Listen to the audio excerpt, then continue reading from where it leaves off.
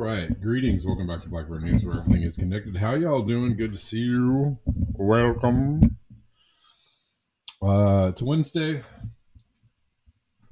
April 23rd, and it's one day after Earth Day, and we're going to do a watch along. 5 years ago, right at the beginning of the pandemic, Michael Moore released this film, Planet of the Humans. And in one of I feel like it was a really good example of establishment censorship. They tried to take the film down. They actually succeeded in taking it off of YouTube for 24 hours or something like that. Maybe, I think it was like a day.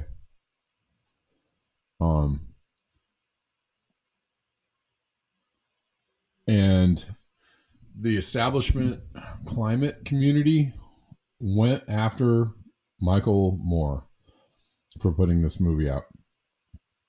And there were all kinds of critiques of it. And they were saying he was an eco-fascist because they talked about population. They got it from all sides. And they literally had the movie taken down for a day and then put back up. That means he was over the target. That's what that means. Because when they go that hard to try and suppress you, that means you're over the target, right? So, and what this film really does a great job of is demonstrating, for number one, climate change is real, okay? It's not a fake. It's not a joke. We're destroying the planet. That's what we're doing. And a lot of it is due to just the constant and never ceasing expansion of human beings and what they do. Sorry, that's not anti-human. That's just calling it like it is. It's not anti-human. It's just calling it like it is. It's not saying like anything about, humans should go away or something, something, something. It's not saying that. It's just looking at it, the situation with a clear eye.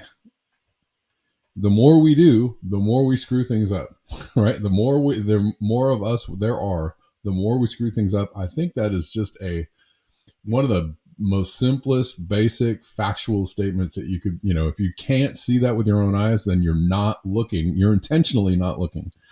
And I hear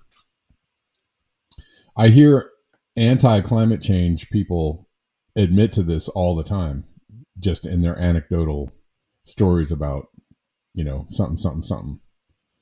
They leak out the fact that there's too many humans doing too many things, and it's kind of screwing everything up for everybody, because the mindless, cancerous expansion of people isn't a good thing.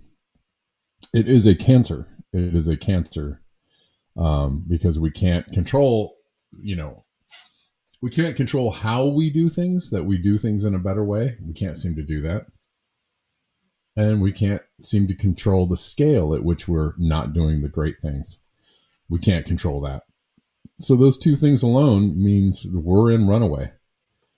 Runaway expansion until it all collapses. Sorry if you don't, if you don't agree with that, that's fine. If you want to put your fingers over your ears, your hands over your ears, that's fine. I'm not saying there's all kinds of other agendas going on and all kinds of things going on. There obviously are all kinds of things going on, all kinds of agendas going on, around different things. But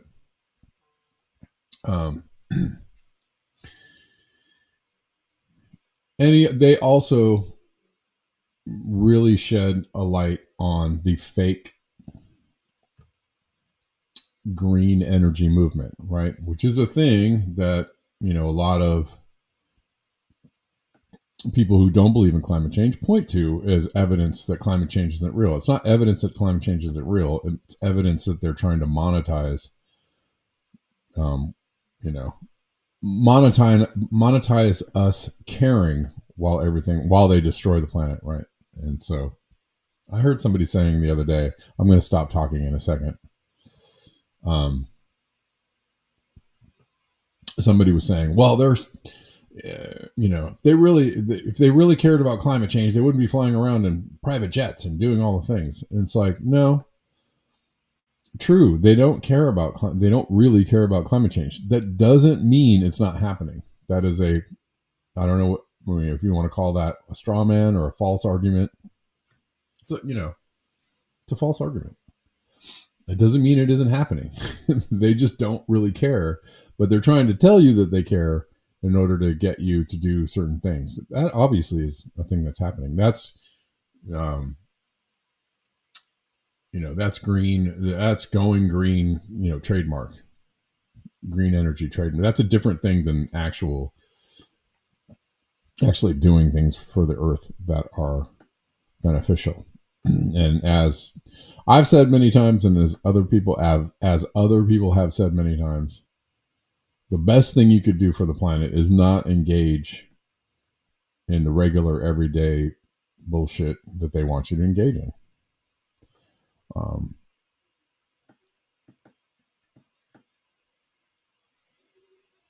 Anyways,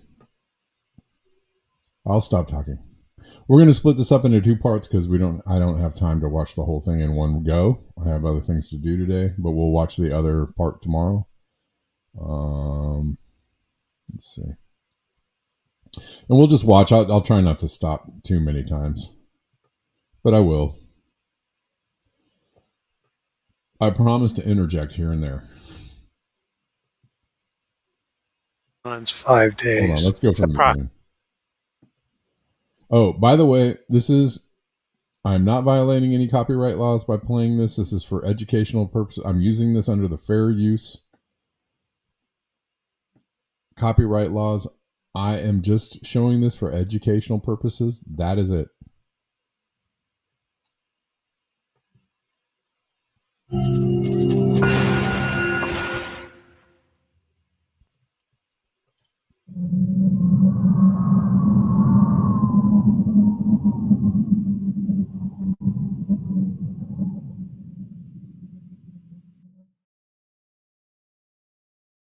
I've got a question. How long do you think we humans have? How long does the human race have? Ooh. Oh, wow. I don't exactly know, but it might be soon. I have no clue. No. I hope I give me at least 50 more years. I think there's infinite amount of time. Infinite. It's infinite, yeah. I give us a million years. Being kind, I would say probably about 10 years. 10, 12 years. Thousands of years. 47 years, 3 months, 5 days. It's approximate. We're kind of like cockroaches on the planet. No matter how much damage we'll do, enough of us will survive to procreate and keep it going. Unless we can get to another planet, but then we're just going to fuck it up like we did Earth. Well, I think that we will be here for a long time, but we will change. We're going to turn back into apes.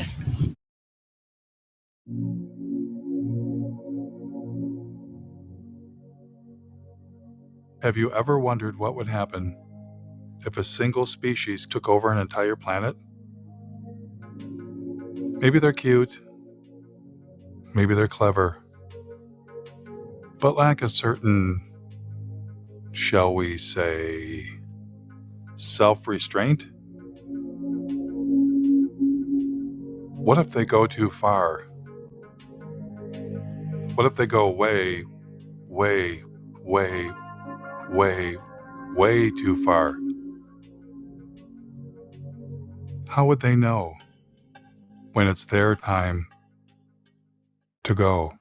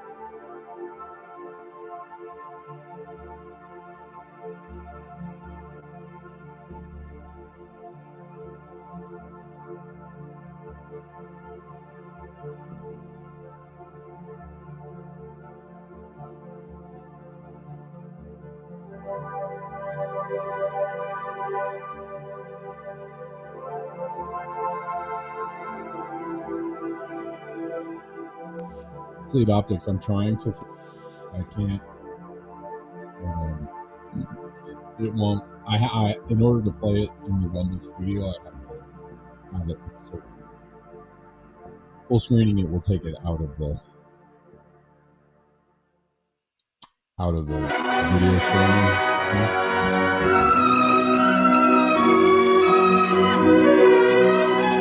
Due to our release through factories and automobiles every year of more than 6 billion tons of carbon dioxide, our atmosphere seems to be getting warmer.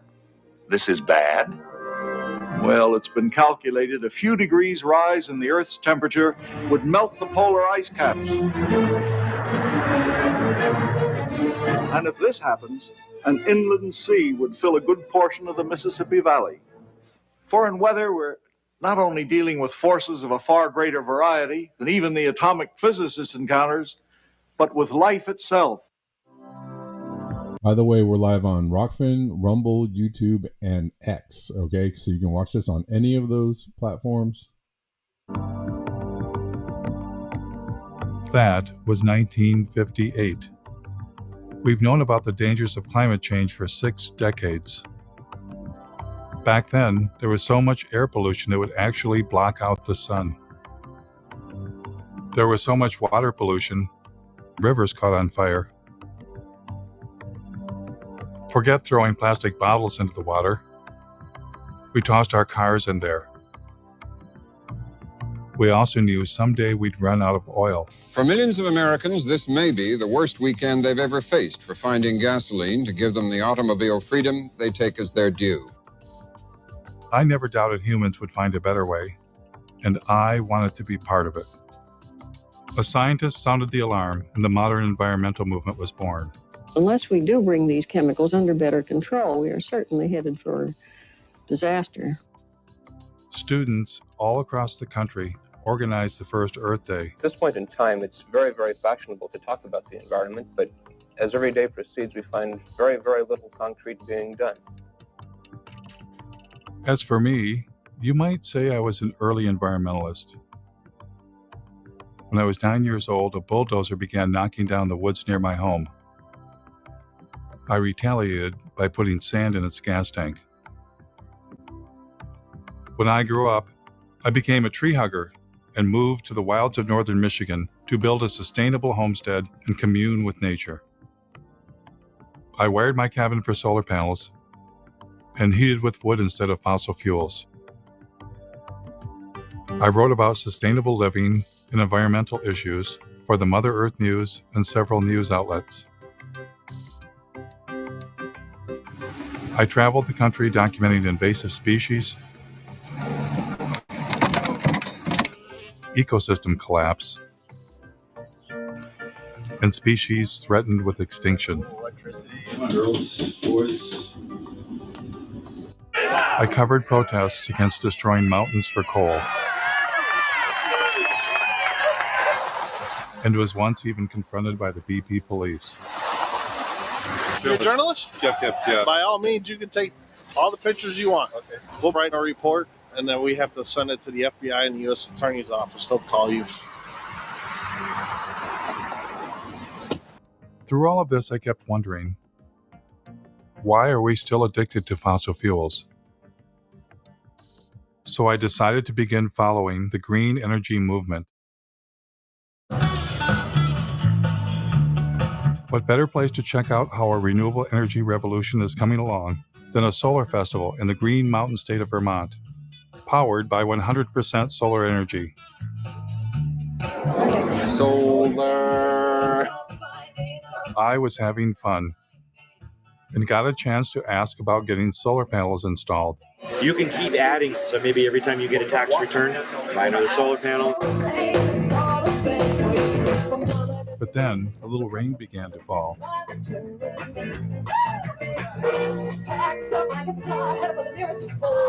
My cameraman noticed some commotion behind the stage.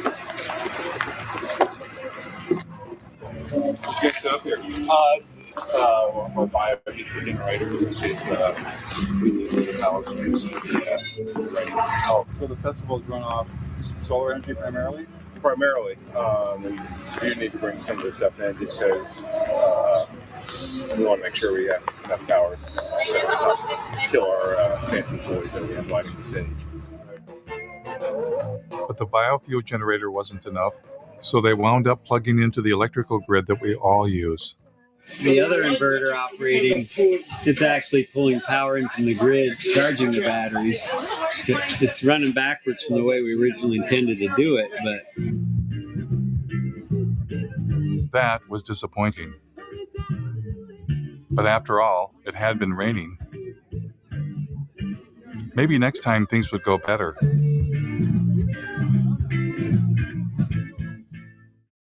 Luckily for us, hope was on the way.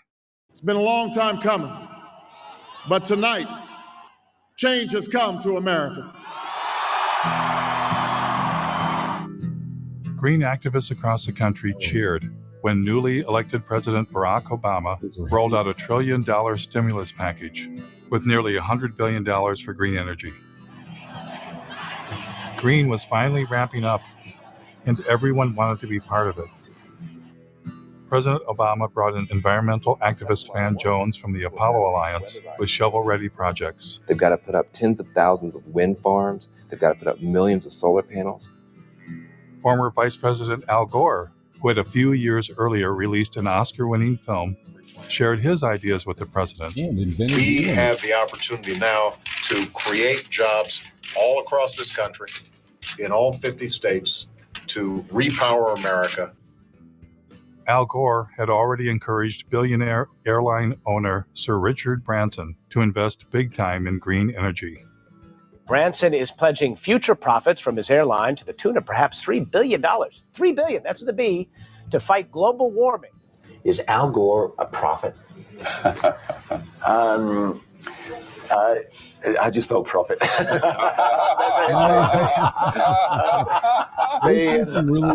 investors came forward. Investor Vinod Khosla, known as the father of the clean tech revolution, has poured over $1 billion of his own money into some 50 energy startups. Major banks were eager to get involved. By 2020, we think renewables will require $395 billion on an annual basis. Robert F. Kennedy Jr. was both on the board of major environmental organizations and was leading a green energy investment group. We build wind farms, we build solar farms. Once you build our plant, it's free energy forever. The Sierra Club received $50 million from billionaire and former New York City Mayor Michael Bloomberg. Their mission? Fight coal and promote clean energy. So with the mayor's gift, here's what will happen. We'll have a large and aggressive presence in 46 states. It's time for America to find a new energy path, one that takes us beyond coal. And then Bill McKibben, one of the nation's leading environmentalists and author of a breakthrough book called The End of Nature, formed an organization called 350.org with the mission of igniting a global climate movement. That is. Can I show off my necktie for a minute? Because they made it for me yesterday. It's got that 350 on it because it's the most important number in the world. Things were looking up, and the green energy revolution was underway. Michigan had been hit hard by the Great Recession, and hundreds of millions of dollars in green stimulus money was arriving. Now, to do their part for the new green economy, General Motors introduced a new line of electric vehicles. When the Chevy Volt was ready for release, I attended their press conference. So these electric vehicles are ready for public consumption, and we're ready with the infrastructure, with the rates, with the communications. I am extremely grateful to be here today, and in fact, this is a chance for me to say thank you more formally. The Chevy Volt is upstairs. We'll be able to take a look at it. You got about 1,000 photos. Yeah. Is it plugged?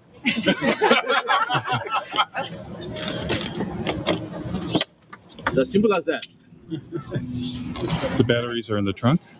No, the battery in this particular design is a T-shape right down the center and across the back seat area. Because everybody thought we killed the electric vehicle. No, we didn't. It's alive and well. So what's charging the batteries right now? What's the source of a... Well, here, it's coming. The George Bush administration absolutely killed the electric vehicle. All through the early aughts, and then they had to rush it back into production when they were like, no, just kidding. Yep, that's right. Obsolete optics. It's interesting to watch this movie 5 years later and see how it ages. It's actually, so far no lies detected. It's this movie was very spot on, and I think will probably have some staying power into the future. From the building. I mean, is it, what's their mix of power? Oh, actually, Lansing feeds the building. What's that? Lansing feeds power to the building. So I don't know. They're, I bet you they're a bit of coal. Well, they're heavy on natural gas, aren't they? Yeah, right now the car's charging off of your grid. Right. It would be charging off our grid, which is about 95% coal. How long do you think it'll be before there's a solar and wind powered grid? Oh, golly. To suggest that all of the power used for these cars will be generated from wind and solar in the very near future would not be correct. In fact, we're talking about charging these up at night, so there won't be any solar at that time. So we're down to wind, and very often at night the wind does fall off. So I don't think coal is bad. The what? A big battle. Mountaintop removal. Oh yeah. Yeah. It's got lovely BTUs. It's got lovely energy value. How do you burn it more cleanly? I mean, do you see natural gas getting bashed? We will be delivering power based on natural gas very shortly. And even with that mix, we intend to use biofuels if we can. The environmental groups are extremely supportive. We did install the state's largest solar array at my company, the Board of Water and Light. It's just down the street from here, a few miles, if you want to take a look at it. outfit are you with? New World Media, we're doing a segment on the renewable energy. Oh, excuse me, I gotta go for a sorry. second, but thanks. I decided to take him up on his offer to check out their football field-sized solar array right down the street. What we're trying to do with this kind of a tour is get a sense for what they've already done as an indication of what we could do to push the envelope even further. We took a hard look at wind and determined that, around here there's not any real good wind coming through all the time. That's what we liked about solar. You would get the power when you most needed it. Pass these around, look at them. They are pliable. Made in Michigan, that was another good thing. Although the efficiency of these panels is only about just under 8%. If you happen to be NASA and you happen to own a rover running around Mars, they have very efficient panels. But we can't afford those at about $1 million a square inch.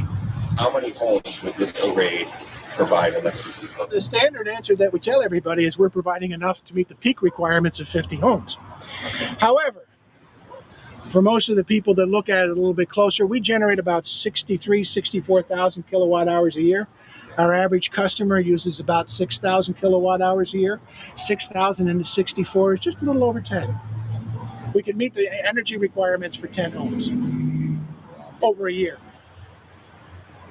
Will that be an incentive to put more solar on? Well, if you wanted to make all of the energy required for the city of Lansing over a year, well, how about you'd have a solar array that was 3 miles by 5 miles. Right, but we're not going to do that. But I mean, what would My friend from the Sierra Club wanted him to be more positive, but he was not interested. Yeah, you're right. Creative experiments, they are. You can get better solar panels. 5 years later, you can get more efficient solar panels.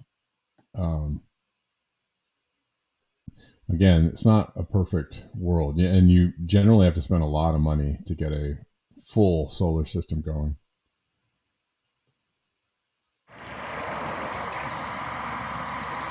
As a consequence of the big push for green energy, wind farms were rising around the nation, including near my home in northern Michigan. We've done coal and nuclear for years. We've been trying to get in more into the renewable side. These are the largest in Michigan. I think it's 482 foot total. How many yards of concrete? There's 800 yards of concrete in the base, right around 140 tons of resteel. What are those blades made out of? That's all fiberglass and balsam. They're about 36,000 pounds apiece. This tower will weigh 800,000 pounds when we're done. Then the cell is... This would be a good time to interject the monologue from Landman in this little section here. 220,000 pounds, and hub and rotor assembly is another 160. It's pretty substantial. They were impressive machines. But is it possible for machines made by industrial civilization to save us from industrial civilization?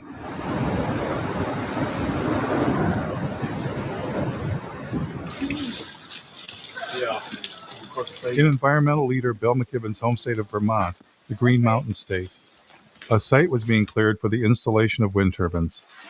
A group of citizens was concerned about how the construction might affect the mountains they love. I joined them for a tour. It's going to be 21 turbines. 21. Yeah, in this project. Yeah.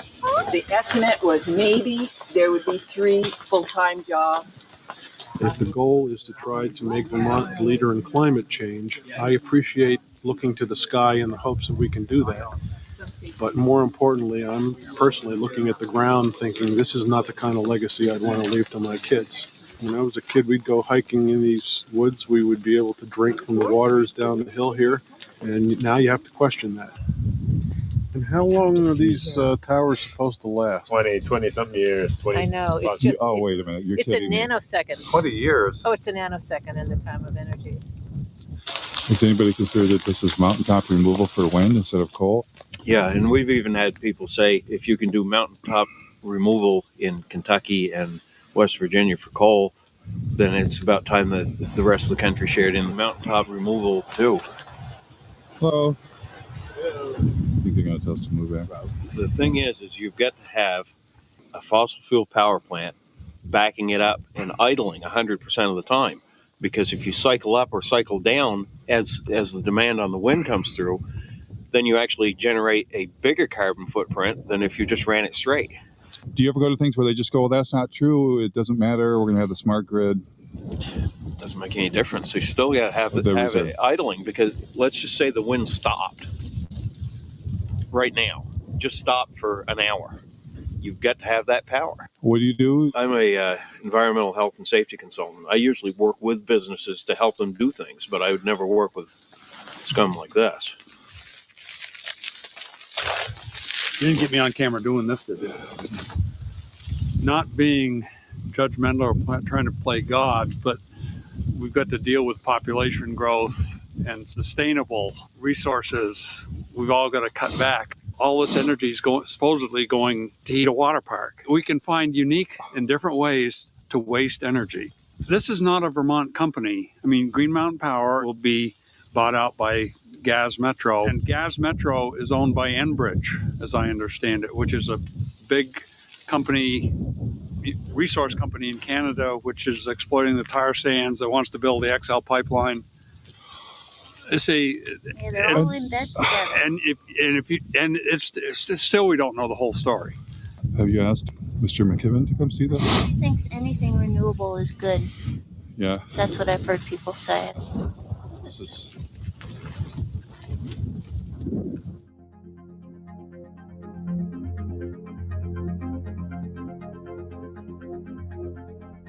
I'm in a strange position.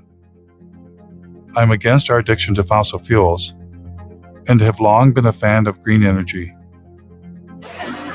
But everywhere I encountered green energy, it wasn't what it seemed. This is like a perpetual energy battery. And where do you get the hydrogen from? The hydrogen, hydrogen is sourced from any hydrocarbon material. So you can get it from natural gas, you can get it from any petroleum or oil-based product. I read about a zoo that was said to be powered by elephant manure. But it turned out the elephants didn't even produce enough manure to heat the elephant barn. That we don't even really make enough, and what we have elephant-wise, to even do that. We would need a lot more. More elephants. Yep, more elephants, more manure. Ethanol plants also seem to have a secret ingredient. This is the most productive farmland in the world, and we're not that far west of the biggest coal mines in the world as well. So bring the two together and get an ethanol plant. Great. So ethanol was reliant on two things: a giant fossil fuel-based industrial agricultural system to produce corn, and even more fossil fuels in the form of coal. All of this in the attempt to replace fossil fuels? It was enough to make my head explode. They're still using it. It's still a thing. I was getting the uneasy feeling that green energy was not going to save us. And I wasn't the only one. Yep. I've counted something like 25 different alternative energy options. So surely among all of those, there are enough sources of energy to keep us living basically the way we are in perpetuity. That's not the reality. We're getting, in some cases, no energy from these potential options. Richard York of the University of Oregon published a study in the journal Nature in which he posed the question, do non-fossil energy sources actually replace fossil fuels? Well, we implicitly assume often the substitute pushes out the thing you want it to substitute for. What you find is nations that add non-fossil energy sources do not seem to see a particular suppression of fossil fuel use. That's pretty mind-blowing. We've got billions of dollars being spent, and green energy is not even replacing fossil fuels. They don't even know that that's a question. Yes. The story that we're in right now is, okay, we're in ecological hot water, but there are technological fixes. And if we're just creative enough, if we're just ingenious enough, and if we just work hard enough, we will triumph. Seeking technological fixes one after another is simply going to lead us to another level of catastrophe sooner rather than later. We want to believe that these things are going to be available for us. So if we get a little worried and somebody comes up with a new thingy and promises that, this will do it for us. We want to believe.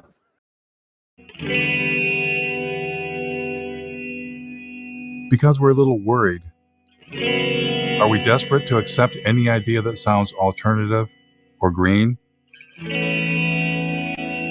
Are we avoiding looking too closely because we don't want to know the answer? Ozzie Zenner, a visiting scholar at UC Berkeley and Northwestern University, was asking some of the same questions. I mean, I thought that solar and wind were probably very good solutions. I mean, it wasn't really even that long ago. One of the most dangerous things right now is the illusion that alternative technologies like wind and solar are somehow different from fossil fuels. Well, I hear a lot of times that solar cells are made out of sand. Have you ever thought about solar panels? The main ingredient that makes them work is silicon or sand. This is the raw material chips are made of, sand. They don't use sand at all. So they use, I'll show you what. So this is one of the ingredients. It's actually mined quartz.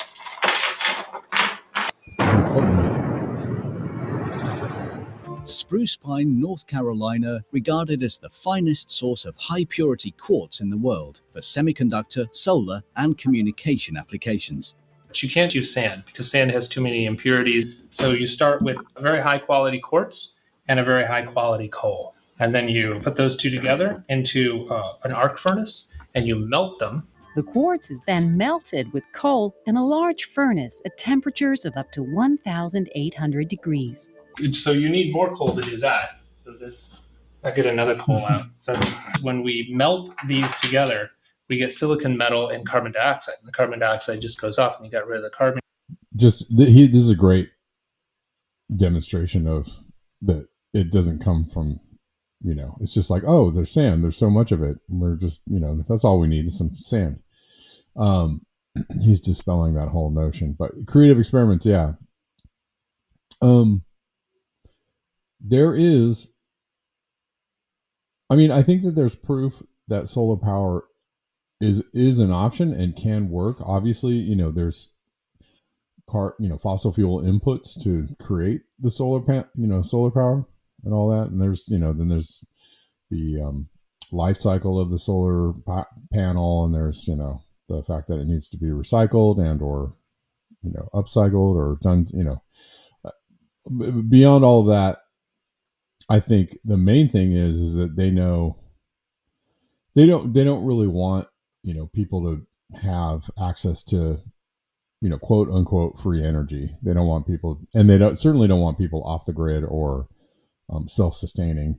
I'm sure there's people that are out there doing it or capable of doing that, but they really try to make it very difficult and try to discourage people as much as possible from proving that is possible. They don't, they want people tied to the system. They want people consuming and burning fossil fuels till the very end. Anyways. Yeah, it was Hurricane Helene. Yes. When you're left with silicon metal. This is not clean coal. Not clean coal. Ozzie Zenner said it was an illusion that renewables were replacing coal or any fossil fuel. Environmental groups continued telling a different story. We've already seen more than 25% of the U.S. coal fleet has already either retired or is on a schedule to retire. Coal plants were closing, but Ozzie explained that well-meaning people were being misled. NV Energy is now going to go ahead and shut down the plant and go with renewable. One of the largest solar plants, and that's going to happen right behind me.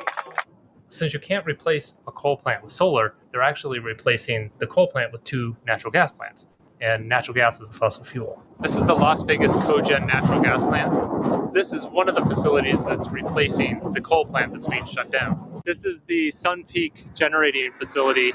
This is the second natural gas plant that was used to replace the coal plant. And you hear the same story in Iowa. Instead of using energy generated by coal-fired power plants, the solar farm will now avoid about 2.1 million pounds of carbon pollution. But then they're building a larger natural gas plant. This is a 650 megawatt natural gas plant. That's 4 times more megawatts than the coal plant over there that it's replacing. And they're doing the same thing in North Carolina, which was the subject of that Years of Living Dangerously series. Duke Energy operates a coal plant right outside of Asheville that is the biggest source of climate pollution in western North Carolina. And we are working to retire that plant and replace it with clean energy. But what they don't tell you is that we're also building a larger natural gas facility. So we'll be retiring a 2-unit, 376 megawatt coal plant. We'll invest $750 million to build a state-of-the-art natural gas plant. When Michael Brune stands up and talks about clean energy, he's using solar cells and wind turbines. This is the new world, 100% clean energy. When Michael Bloomberg stands up and says cleaner energy, he's talking about natural gas. Create cleaner energy, solar, wind, and natural gas. In fact, the Sierra Club's Beyond Coal campaign actually coincides with one of the largest expansions of fossil fuel production that we've ever pulled off, most of that being natural gas. Ozzy's assertion that renewables were not replacing fossil fuels, if true, would upend all of our assumptions about green energy and what was going to save us. What would happen if I asked the same question to industry insiders? Like, where do solar panels come from? Well, you have to start with a mine. Or, what's stopping us from running the world on 100% solar and wind? Well, intermittency is one of the major challenges with grid stability. The sun's everywhere except when it's not there. There's a lot of developers that were flocking to California wanting to connect their solar farms and wind farms. The utilities would turn to me and my team to help them look at what the impact to their grid would be. When we add solar cells or wind turbines to a grid, do we get to shut off a coal plant? That's certainly the goal. The problem is, or the difference is that renewables are intermittent. All of a sudden, a cloud cover could come over and your solar generation could drastically decrease. And if you don't have something else there to meet whatever the load is at that moment, then you're going to have power outages. So we don't get to turn a fossil fuel power plant off when the sun is shining or the wind is blowing? Well, it's not that easy. We need to be able to back up that power to keep the system steady all the time so it doesn't collapse. Most likely that's through fast-acting gas plants, but also what we call the baseload plants, either nuclear or coal, that are on all the time, but that maybe can be dialed down during the day and dialed up when demand starts rising. Does it affect the efficiency to turn fossil fuel power plants on and off? Oh yeah, they don't like to be dialed up. Nuclear too. So, Creative, you were talking about Apple and Amazon being powered by solar, and they are, but they also are investing. All of those companies are investing in nuclear power and looking to tie all their new data centers to nuclear power. So they're getting a mix. It's not one thing, obviously, and I'm sure as AI expands and the data centers expand, they're going to need more than solar power, and they know this. Up and down. It does make that's wear and tear for them. Turning them on, turning it off, there's energy used and lost and anytime. Kind of like when you turn on your car and off, you use a little extra gas to get it turned on. I do still think you have to maintain a base load of some kinds. What's the solution then? You need energy storage. Without storage, you can't count on it. If you can store the energy that's created off of things that are intermittent, like solar and wind, you can store that, then you're reducing your need for a base load. But would adding storage like batteries increase the carbon footprint? Yeah, absolutely. In a big way, actually. And as more energy storage gets on the grid, it has a mass scale implication. When I looked up how much battery storage there is, it was less than 0.1% of what's needed. In a couple of years, they begin to degrade and need to be replaced a few years later. I learned that the solar panels don't last forever either. Some solar panels are built to last only 10 years. So it's not as if you get this just magic free energy, right? I don't know that it's, the solution. And here I am helping to sell in materials that would go into photovoltaics. And so to overcome profound limitations of solar and wind, rarely discussed in the media, a new generation of technology was rising in the California desert. What is this? What we're using is a field of mirrors to focus sunlight onto a tower. The power plant itself at 377 megawatts will be the largest of its kind in the world. This will become the biggest solar plant in the world. There's some people that look out in the desert and they see miles and miles of emptiness. I see miles and miles of a gold mine. But this next generation had a fossil fuel secret too. This solar facility burns natural gas pretty much every morning in order to get started up. How long do they have to burn it for? Hours usually. This is the incoming natural gas for the facility. This plant would work about as well without natural gas as I would without coffee in the morning. Or maybe how you would be without food. Without food, yeah. They have to file for acid rain permits for nitrous oxide emissions. They have to apply for carbon offset permits because they're producing carbon dioxide here, so they have to offset that.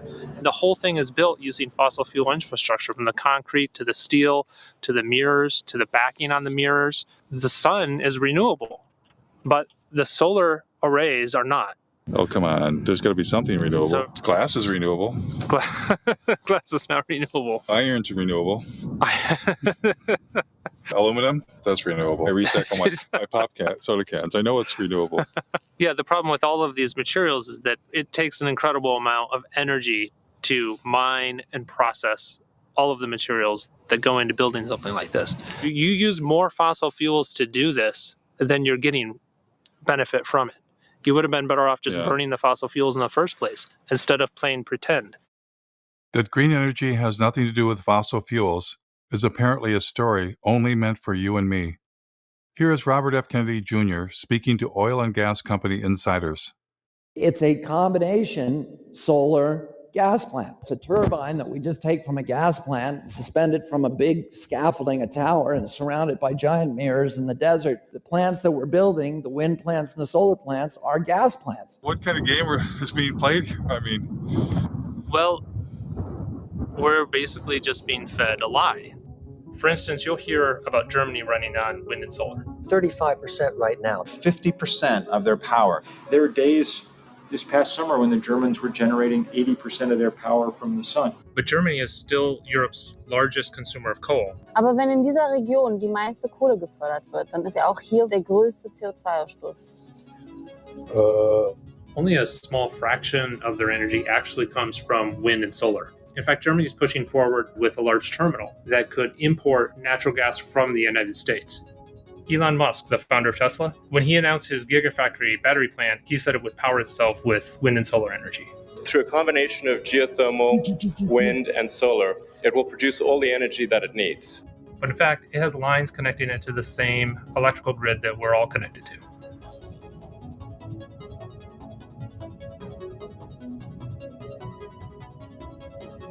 Electric cars, wind turbines, and solar panels use rare earth metals. And in fact, the rare earth mine is right up the street from here. In mining these deep deposits, about 90% to secure those rare earth metals, right?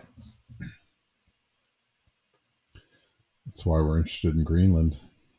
of what they pull up out of the ground contains uranium, thorium, and low level of other radionuclides. Radioactive waste that has to be disposed of somehow. They kind of turn it into a paste and spread it over the desert floor.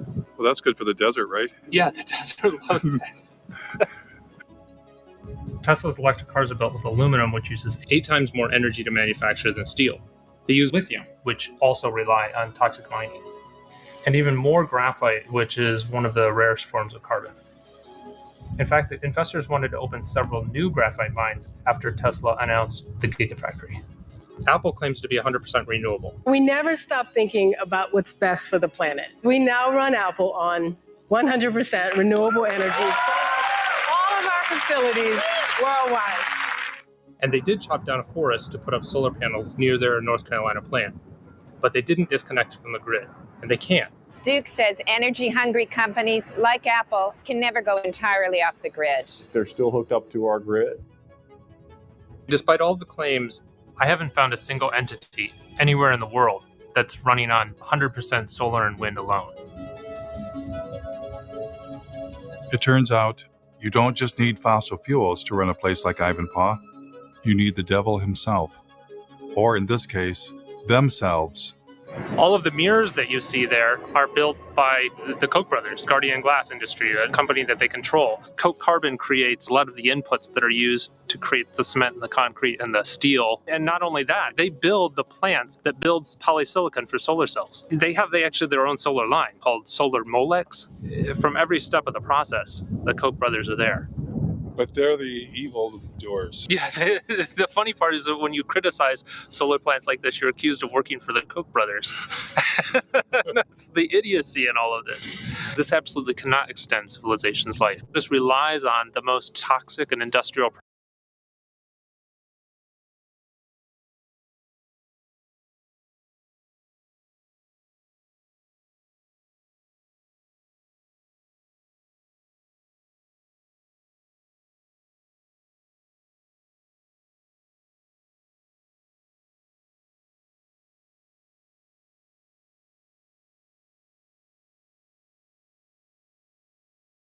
processes that we've ever created.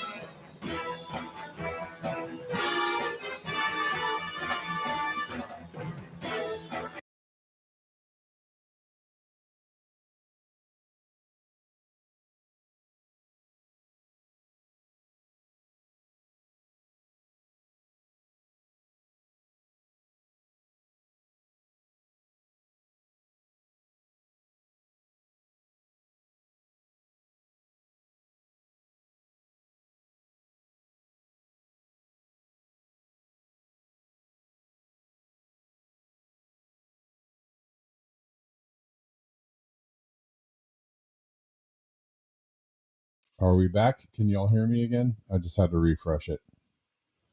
Before I play anymore, let me make sure that you can hear me.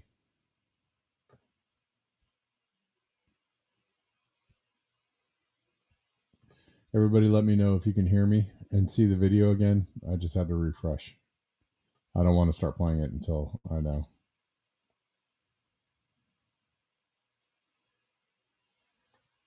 Hello, anybody? Just need to confirm that you can hear me and see the video.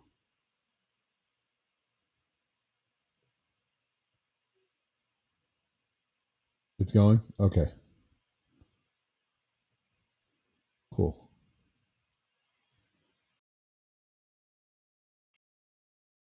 Can you hear me? Hello?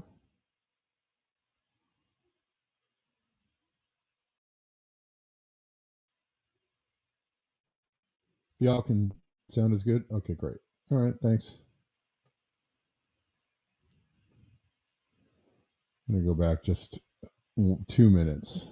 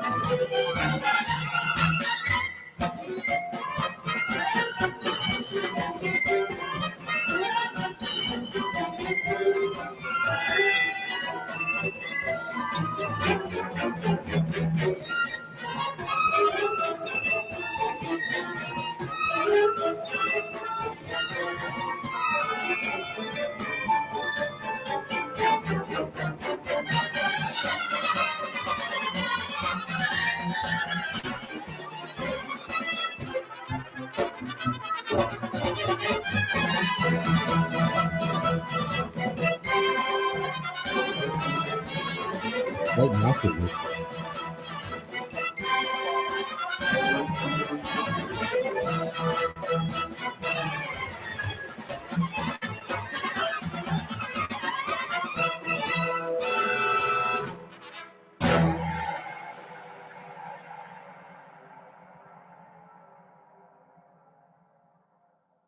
The beauty of a solar facility, and particularly this technology, is that it is so environmentally benign.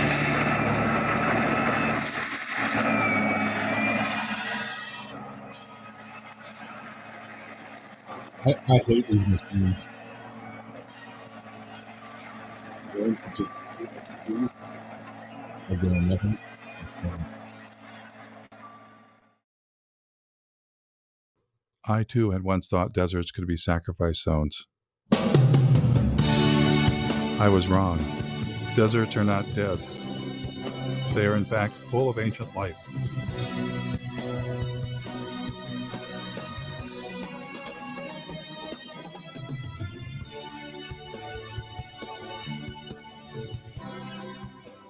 In the desert, the Joshua tree stands, waiting for the giant ground sloths and the mammoths that shall never return. The Joshua tree depended on the giant mammals to reach up high and eat their seeds, and thus disperse the Joshua tree. But now, stranded in time and space, the Joshua tree awaits a new fate, to be sacrificed in the name of progress. Joshua trees are torn down to make way for solar projects. 23ABC's Cassie Carlisle travels to the Mojave Desert to talk to neighbors. They're not your usual tree, more like something from fiction, but these Joshuas are causing quite an uproar. No, it makes me sick. They're clearing them off, killing them real quick, and now they're grinding them up, getting rid of all the evidence.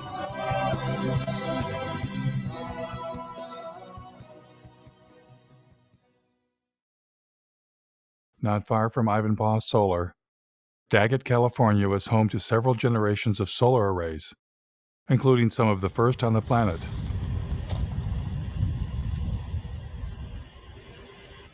Ozzy and I thought we would take a trip to see where it all began.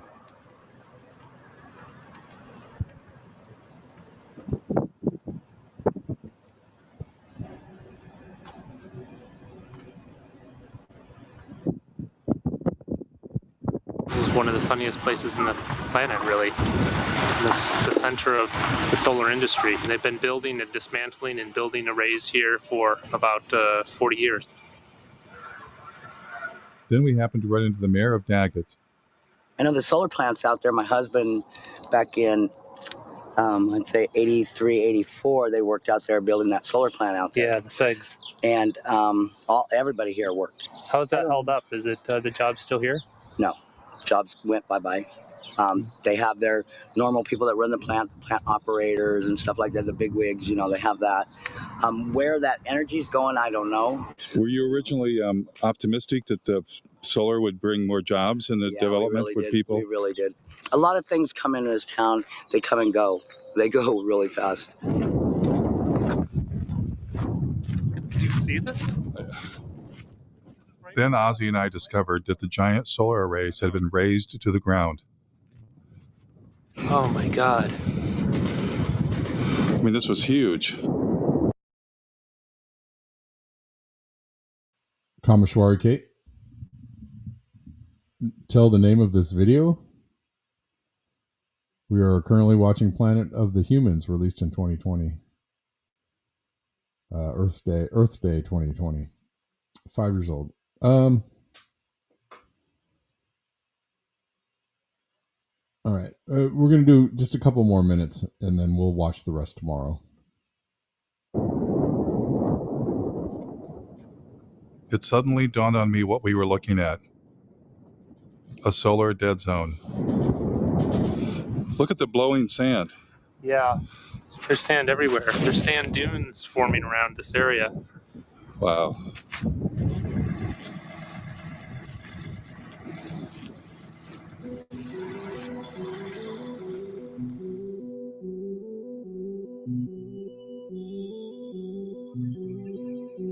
So after all the mining, the fossil fuels, the toxins, the environmental destruction, here's what happens next. Only a few years after it was built, things at Ivanpah began to fall apart. Broken mirrors littered the desert. Yes, these giant solar and wind technology installations may last only a few decades. Then tear it down and start all over again. If there's enough planet left.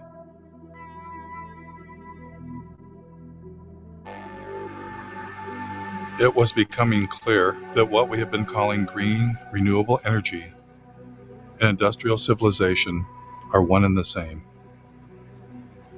Desperate measures not to save the planet, but to save our way of life. Desperate measures, rather than face the reality, humans are experiencing the planet's limits all at once. Every different perspective I look at and imagine, well, we could do more of this or go to a larger area or use more of that. Well, it turns out there isn't more. I looked at marine production and fish production and found that peaked 20 years ago. More and more of what we eat is from fish farming. The current acres of actively farmed land, that is peaked also. The rivers are already being irrigated to about the limits of what they can sustain. The Colorado River doesn't get to the ocean anymore. Well, then you start looking at groundwater, the southern Great Plains, and I think they can almost predict when they will run out of groundwater, and it's in a decade or two. A human vulnerability at the global scale, that any one of them we could maybe compartmentalize, but we're seeing them propagating across topic after topic of society and the Earth system. And I don't think the people in charge are near nervous enough.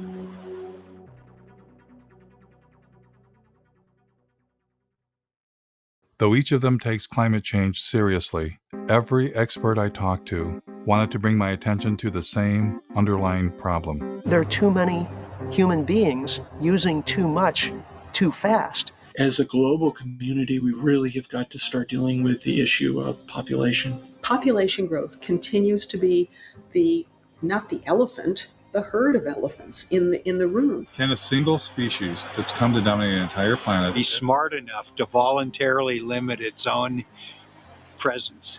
Is there any precedence for that in nature? Wow. We have to have our abilities to consume reined in. Wow.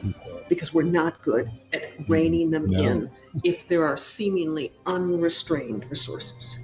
Species hit the population wall a lot and then they crash. I mean, that's a common story in biology. If that happens to us, in a way, it's the natural order of things. And this is the thing that people cannot or will not or refuse to understand or grasp.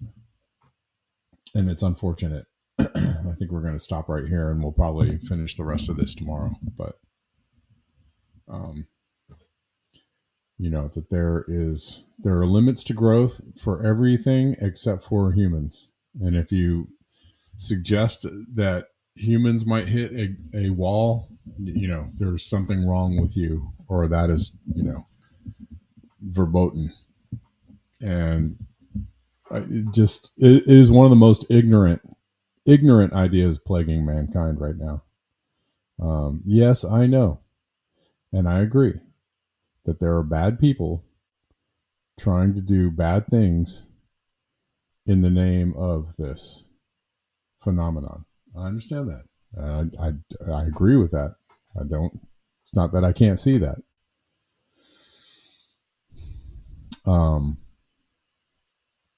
But, you know, there's another reality that I think people are hiding from, you know. The same people that see that Ted Kaczynski had a problem with the technocratic state that refuse to acknowledge that, a major chunk of what he was talking about was the destruction to the planet that we were going to do because of the technocratic state and because of technology.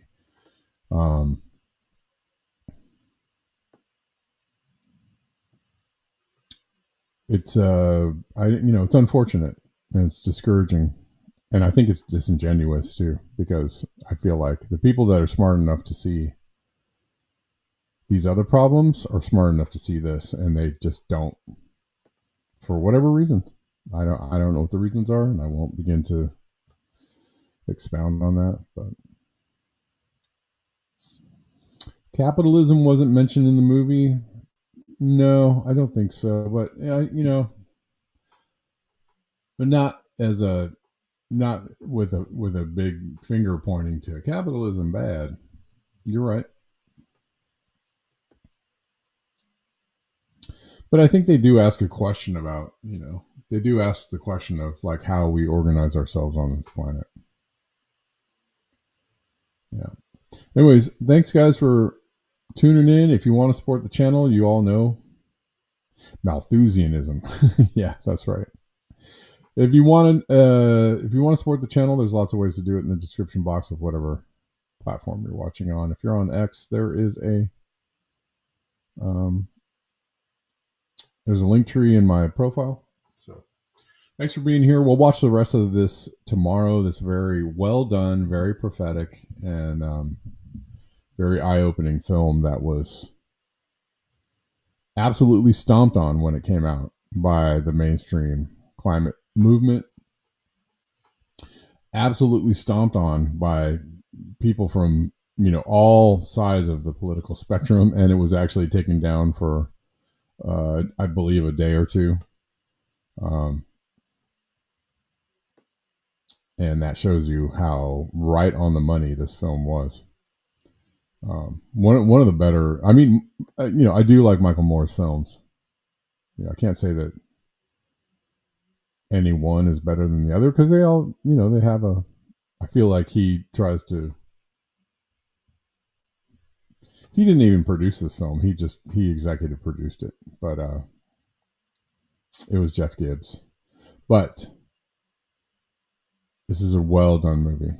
A very good movie. All right, guys. We will see you tomorrow at the regular time of 12 p.m. Pacific. Thanks for hanging out. I don't know if I have anybody to thank. The thing is that we've covered all of these topics, ad infinitum, ad nauseum over the years. We have talked and talked and talked and talked and talked and talked and talked about all of these issues. And maybe, maybe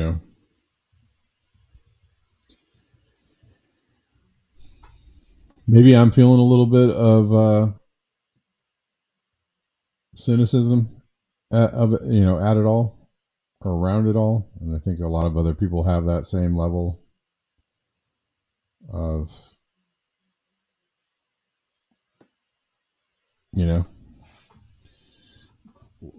what are we going to do? Who knows? Nobody knows. So carry on. Anyways, thanks guys. I'll see you tomorrow, and we'll do it all over again. Peace.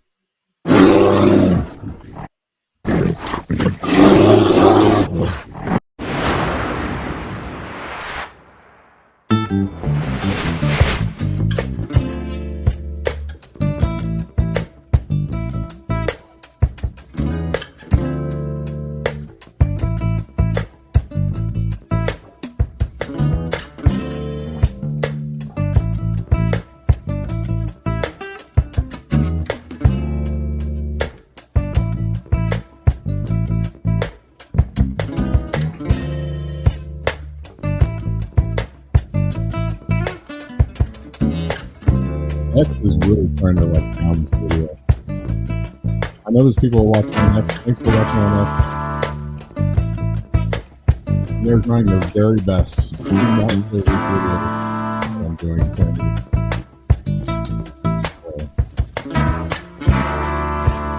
So, like me. So, like and share. Please.